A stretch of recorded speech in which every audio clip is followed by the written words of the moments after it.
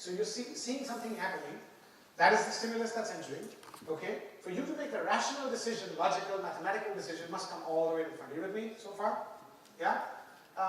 Here's what happens though.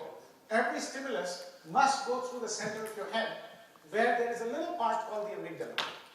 And the amygdala is the house of emotions, is the house of feelings.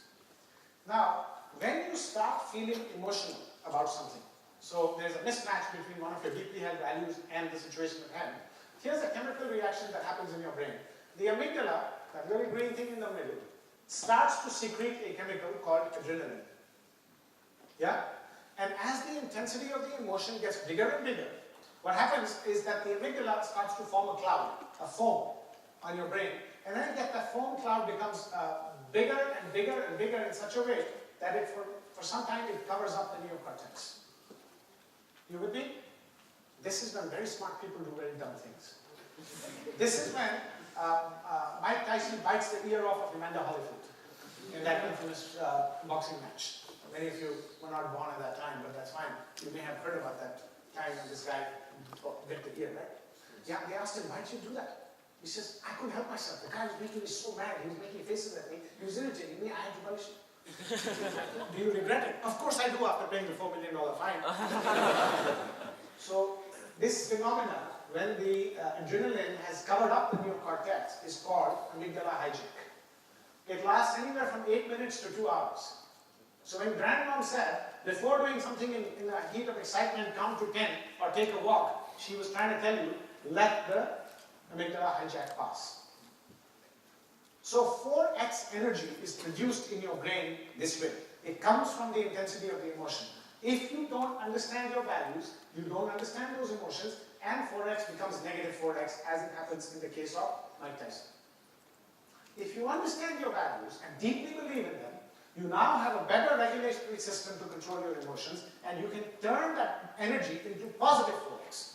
But the brain will produce 4x energy.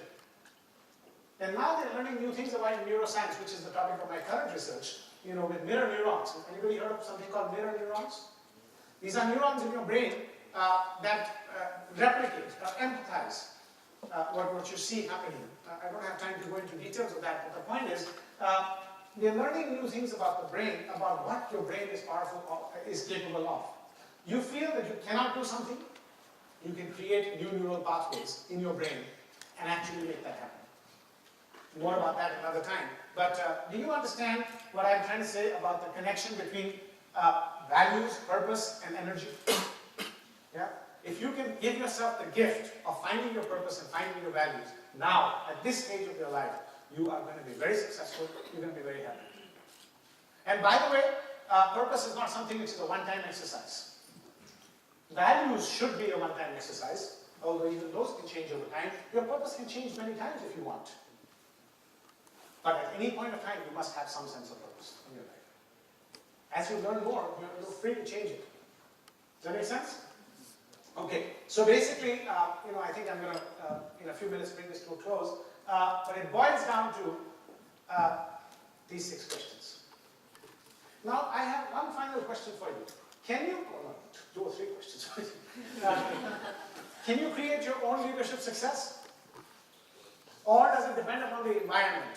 With all your best intentions, you want to do this, you want to do that, but people don't let you. Can you create your own leadership success? Yes. How many people believe that you can? And absolutely, the environment has nothing to do with it. Raise your hand. How many people believe, no, the environment, it depends. I mean, yeah? Many of you, and the others are still thinking, or don't have an opinion? Okay, it's half and half, basically. All right. You are the master of your fate, or does the success and happiness depends on the environment around you? Half and half in the room. I want to show you one last video, and then I'm going to ask you this question again. Okay? This video is of a 22-year-old Japanese girl. I won't tell you any more. Watch this video, and then we'll talk about whether we'll repeat this question and see if you change your mind.